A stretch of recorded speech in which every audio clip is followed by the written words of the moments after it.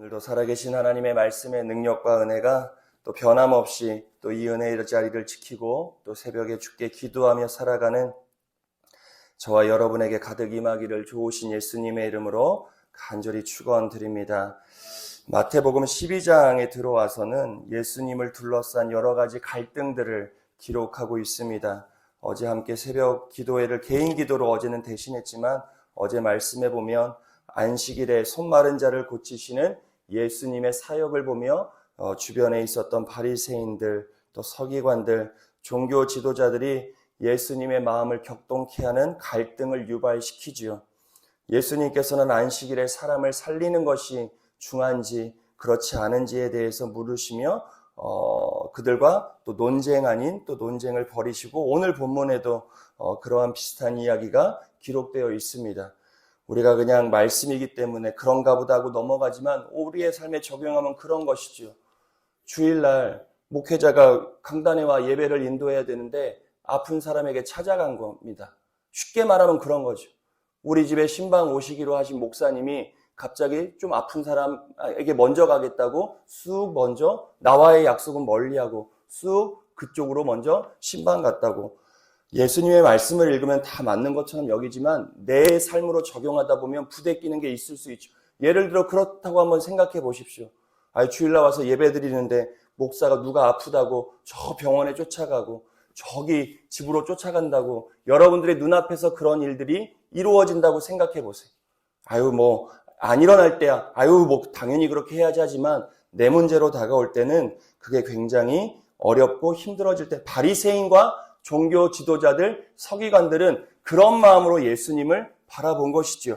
아니 어떻게 안식일날 아무것도 하지 말라고 했는데 손 하나도 까딱하면 안 되는데 어떻게 안식일날 사람을 살리는 일 아무리 그게 중하다 하여도 어떻게 그런 일을 할 수 있느냐? 예수님을 향하여 갈등을 유발하는 겁니다. 오늘 본문도 그 말씀에 이어지는 본문이지요. 우리 22절의 말씀을 같이 함께 읽어보겠습니다. 22절입니다. 그때 귀신 들려 눈 멀고 말 못하는 사람을 데리고 왔거늘 예수께서 고쳐주심에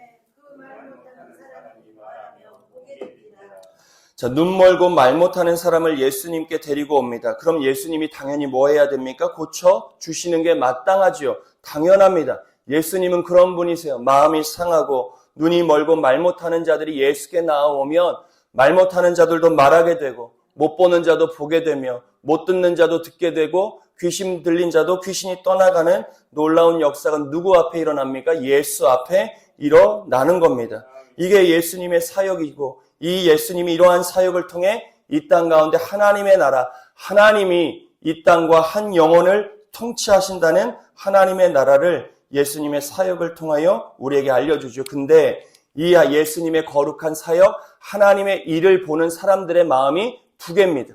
오늘 23절과 24절이지요. 한 무리는 어떻게 반응합니까? 23절의 말씀을 같이 읽겠습니다. 무리가 다 놀라 이르되 이는 다윗의 자손이 아니냐. 어떤 한 무리는 예수님의 이 사역 가운데 놀람을 금치 못합니다. 그리고 예수님을 향하여 자기 영혼을 향하여 뭐라고 고백하느냐? 다윗의 자손 메시아구나. 저자가 저 병 고치고 있는 말 못하는 자를 말하게 하고 귀신 들린 자의 귀신을 쫓아가게 하고 눈먼 자들을 보게 하는 저 예수님께서 다윗의 자손 메시아구나를 인정해요. 우리도 그렇습니다. 주께서 하신 일, 어떤 사람에게, 어떤 성도에게, 어떤 권사님의 삶에 이루어진 하나님의 일을 바라보며 우리가 무엇을 경험해요? 하나님이 살아계시는구나. 저 권사님 삶에 임했던 저 하나님이 나를 구원하신 하나님이구나 라는 고백을 우리가 하게 되죠. 내가 경험한 거 말고요. 내가 경험해서도 그렇지만 누군가가 하나님의 일을 경험할 때도 우리의 입술은 정말 하나님이 하셨구나라는 것을 고백하더라는 것입니다. 그런데 또 다른 무리가 있지요. 24절입니다. 우리 24절의 말씀을 같이 함께 읽겠습니다. 바리새인들은 듣고 이르되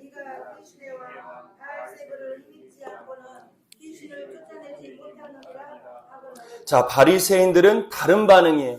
하나님의 일을 보지 못하고 하나님의 일을 오히려 왜곡합니다. 귀신의 일이라고요. 예수님이 하나님의 능력을 가지고 하나님의 역사를 일으키는 것이 아니라 저것은 귀신의 왕 바알세불의 힘을 힘입어 하는 행위라고 바리새인들은 고백합니다. 그런데 24절을 곰곰이 뜯어보면 이 단어가 눈에 들어와요. 바리새인들이 뭐하고 이 말을 했다고 합니까? 듣고요. 듣기만 하니 이런 말을 한 거예요. 하나님의 일을 뭐 하지 못한 거예요? 보지 못하는 겁니다. 그들의 눈으로 뭘 보지 못해요? 하나님의 일을 보지 못해요. 그냥 아니요, 저는 이걸 봤다고 생각합니다. 왜 보지 않았겠습니까? 바리새인들이 예수님 곁에서 예수님이 어떻게 하는지 일거수일투족을 지금 눈이 뚫어져라 쳐다보고 있는데 바리새인들이 못 봤다? 저는 그렇게 생각하지 않아요. 봐도 못 본 것처럼 보는 겁니다. 봐도 외면하는 거예요. 그냥 듣고 그냥 행해진 일들을 전해 듣고 그냥 저거는 하나님의 일이 아니라 귀신의 왕 바알세불의 힘을 입고 하는 일이라 왜곡하는 것이죠. 사랑하는 여러분, 오늘 하루 하나님의 말씀과 하나님의 일을 귀로만 듣는 자가 아니라 두 눈으로 바라보는 하나님의 사람들로 살아가시기를 좋으신 예수님의 이름으로 간절히 축원드리며, 듣는 것 중하지요. 하지만 이 땅 가운데 하나님의 일을 우리가 두 눈으로 바라볼 수 있어야 돼요. 내 가정 가운데 일하시는 하나님을 눈으로 봐야죠. 제단에서 역사하시는 하나님의 은혜를 눈으로 봐야 돼요. 그리고 마음으로 담아야 돼요. 그리고 입술로 선포하는 겁니다. 그런데 눈이 그걸 보지 못해요. 똑같은 걸 봐도 다르게 봅니다. 우리가 다른 걸 보며 살아갑니까? 매일매일 같은 은혜 가운데 하나님이 베푸신 한량없는 은혜를 모두가 다 같이 경험하고 같은 제단을 섬기고 같은 동네에서 같은 하나님의 시간을 살아가는데 같은 현상을 다르게 바라봐요. 누구는 긍정적으로 하나님의 일을 바라봅니다. 근데 누군가는 사람의 일로 바라볼 때가 있어요. 똑같은 현상인데 하나님의 일을 바라보며 우리가 마음을 담고 입술로 오늘 마지막에 나와요. 우리가 무엇을 마음에 담느냐가 뭘로 드러나요? 마지막에 말씀을 보면 입술로요. 우리의 말로 다 드러납니다. 우리가 받은 은혜 말 한마디로 다 쏟아낼 때가 있어요. 부정적인 말 한마디, 짜증 한마디, 하나님의 일이 아닌 다른 일로 이야기하며 우리가 받은 은혜와 우리가 마음으로 담아낸 걸 다 한 번에 쏟아내지만 누군가는 말로 오히려 하나님의 나라를 세워가는 성도들이 있습니다. 저는 새벽종들이 말함을 통하여 하나님의 나라를 세워가는 은혜의 종들 다 되시기를 좋으신 예수님의 이름으로 간절히 축원드립니다. 그래서 25절 이하에 보면 그런 바리새인들을 향하여 예수님이 논리적으로 얘기해요. 귀신이 귀신을 내어 쫓는다? 그게 가당키나 한 일이냐? 귀신이 귀신을 왜 쫓아냈느냐? 귀신이 귀신의 나라를 세워야지. 귀신이 귀신을 쫓으면 그게 어떻게 귀신의 나라가 될 수 있겠느냐? 그러니 나는 귀신 바알세불이 될 수 없다는 것이죠. 귀신 들린 자를 쫓아내는 게 어떻게 귀신의 왕이 될 수 있겠느냐? 예수님이 논리적으로 얘기하다 결론적으로 28절을 이야기합니다.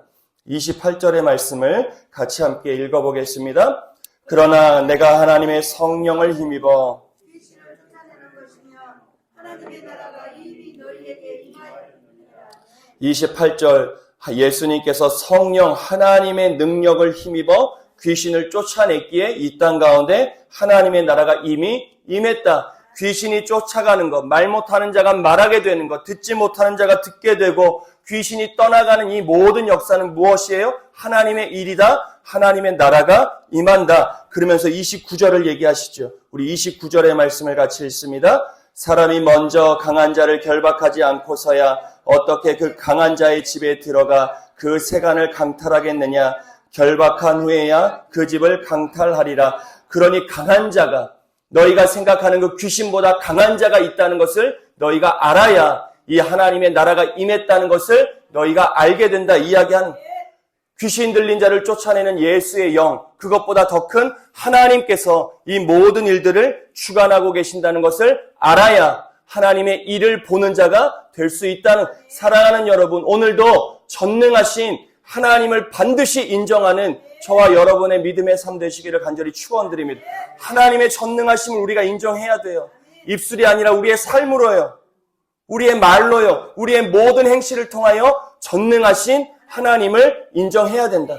위대하신 하나님을 우리가 인정하지 않으면 하나님의 일을 보지 못해요. 내 하나님은 크고 힘있고 못할 일이 전혀 없으시다. 우리의 삶에 이 인정이 없으면, 이 하나님에 대한 믿음의 고백이 없으면 다 내가 한 일이죠. 내가 한 일 가운데 우리가 은혜를 그냥 뒤에다가 덧대는 그 정도의 종교인 신앙인밖에 되지 못해요. 내 힘으로 다 애써서 좋은 일 있으면 그래도 내가 신앙인이니까 하나님이 도우셨다 고백하며 살아가는 정도가 아니라 정말 나는 할 수 없고 전능하신 하나님께서 모든 일들을 행하셨기 때문에 그 은혜를 경험하는 자는 예수님께서 기적을 베푸시고 뭐 하지 말라고 그래요? 아무 말 하지 말라고 그러는 거예요. 하나님이 하신 걸 알면 겸손해지지요. 말이 없어져요. 아무 말 하지 않게 되는 게 어쩌면 신앙에 깊이 들어가는 삶의 모습이죠. 사랑하는 여러분, 오늘도 전능하신 하나님을 의지하여 하나님의 하심을 바라보며 우리의 말이 아니라 정말 예수의 은혜, 하나님의 은혜가 드러나는 저와 여러분의 삶이 되어지시기를 좋으신 예수님의 이름으로 간절히 축원드립니다. 그 강한 자의 잇대어 살아가는 자는 30절의 말씀의 자리에 서게 되는 거죠. 우리 30절을 같이 읽어보겠습니다. 나와 함께 아니하는 자는 나를 반대하는 자요, 나와 함께 모으지 않은 자는 해치는 자가. 예수님께서는 나의 편에 서는 자, 나의 편에 서지 않으면 어떤 자예요? 나를 반대하고 나를 해치는 자가 될 것이라 이야기하는 겁니다. 그러니 너희들은 예수의 편, 예수의 곁이 아니라 예수의 유일한 편이 되어 살아가라 이야기하는 겁니다. 사랑하는 여러분, 우리가 이 땅에서 절대 편을 갈라 살지 않아야 돼요. 교회 내에도 마찬가지입니다. 네 편, 내 편 가르지 않아야 돼. 근데 그래요. 그렇다고요. 내 마음이 그렇다고요. 내가 좋아하는 사람, 싫어하는 사람, 내가 마땅한 사람, 마땅치 못한 사람, 내 마음에 다 결정지어 살아갑니다. 보면 알아요. 신앙생활을 보면 다 압니다. 안 보일 것 같지요? 사람의 눈에 보여요. 목사의 눈에 보입니까? 보여요. 보입니다. 어찌 하나님의 눈에 보이지 않겠어요? 우리는 절대 편을 나누어 살아가지 않아야 됩니다. 그러니 사도 바울도 당 짓지 말라고, 교회는 당 때문에 망하는 거라고 끊임없이 이야기하는 거 아니겠습니까? 선이 구워지고 구분되어지면 반드시 무너지게 되어 있는 거예요. 그런데 30절에 보면 유일하게 우리가 편이 되어야 하는 자가 있으니 그것은 하나님이에요. 하나님 외에 우리가 이 땅에서 편지어 살아갈 수 있는 거 하나도 없어요. 유일한 우리의 편은 하나님. 하나님 편에 서서 우린 이 땅의 많은 이들 곁으로 다가가 살아갈 수 있는 자가 될 수 있어야 합니다.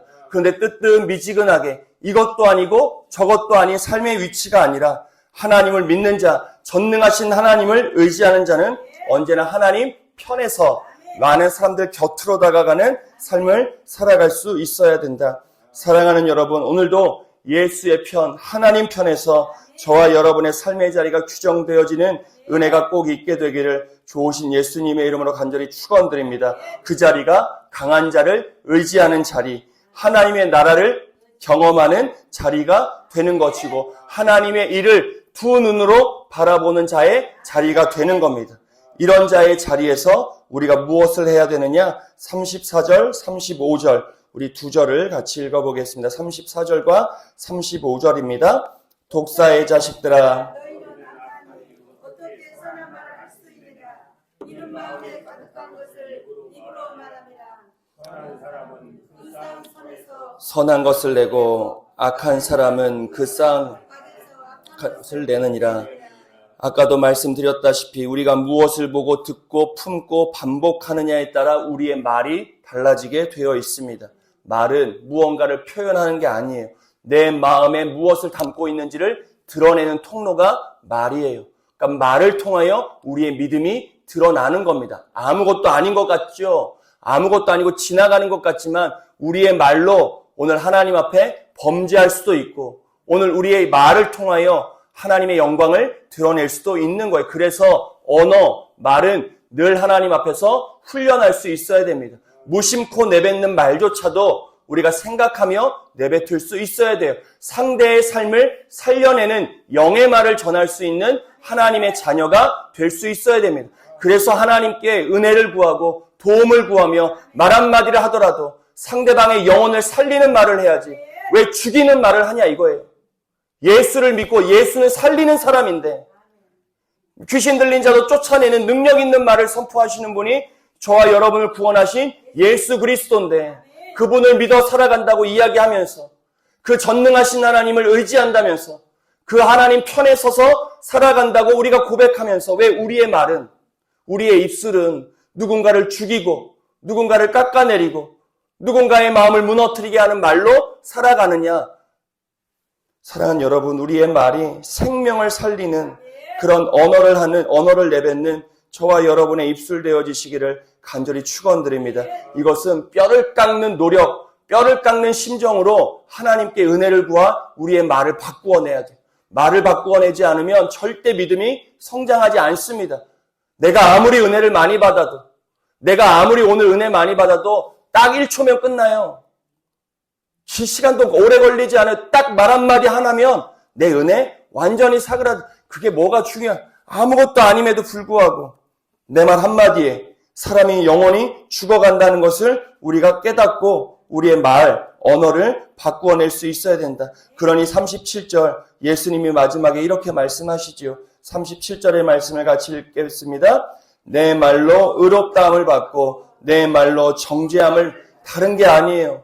여러분들의 말이 예수님으로부터 의롭다함으로 칭찬받는 사람이 되기도 하고 뭔가 정죄하게 되는 도구가 될 수도 있더라. 그러니 말이 오늘 중요하다고 예수님이 말씀하시는 겁니다. 바리새인들이 말로 시작했어요. 말로 시작했습니다. 귀신의 왕 바알세불이 하는 일이라고 말로 시작하며 정죄함으로 그의 삶이 시작되었지만 예수님께서는 말로 하나님의 나라를 세워가고 계셨어요. 언제나 선포였습니다. 귀신 들린 자에게 하나님의 영을 불어넣으며 선포하며 하나님의 나라를 세워갔듯 저와 여러분의 삶도 마찬가지예요. 오늘 내가 어떤 말을 하느냐에 따라 하나님의 나라가 여러분들의 삶에 임할 수도 있고 그렇지 못할 수도 있어요. 늘 말씀드리죠. 교회 오면 빈자리 먼저 보시는 분들 계세요. 근데 빈자리를 믿음의 눈으로 바라면 어때요? 여기는 빈자리가 하나님이 하실 일들로 봐지는 거예요. 우리의 인생의 여백은 다 하나님이 하실 일로 보는 거예요. 내 자리에 약함의 자리는 누가 일하시는 자리예요? 하나님이 일하시는 자리로 우리가 믿음의 고백을 드릴 수 있어야 되는 거예요. 우리가 오늘도 기도하고 돌아가면 또 약한 자리죠. 또 얼마나 절망의 자리입니다.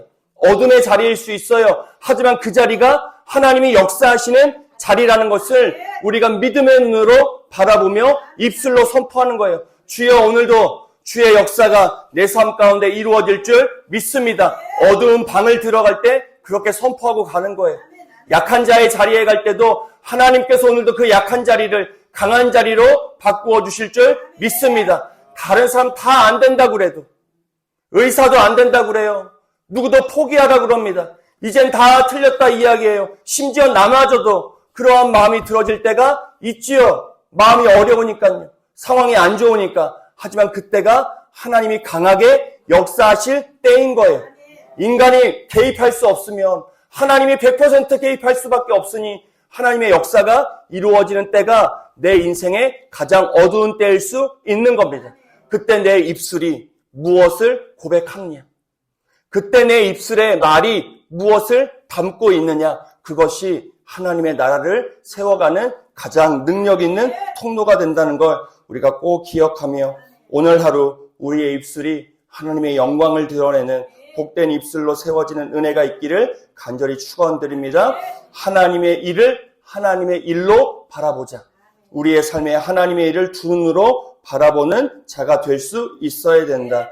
그리고 그 하나님의 온전한 일을 바라보기 위해 하나님의 전능하심을 우리가 인정하자. 그 하나님의 전능하심을 인정하기 위해 우리는 하나님 가장 가까운 편에 있어야 된다. 우리의 자리가 하나님 편에 있어야 하고 그 자리에 있는 자, 입술로 영을 세우는 자의 역할을 감당할 수 있어야 된다. 무엇을 죽이고 무엇을 파괴하는 입술이 아니라 끊임없이 세우고 사람들을 모으고 사람들의 영을 기뻐하게 하는 말을 통하여 오늘도 하나님의 나라를 살아가는 저와 여러분의 복된 한 날 되어지시기를 좋으신 예수님의 이름으로 간절히 축원드립니다.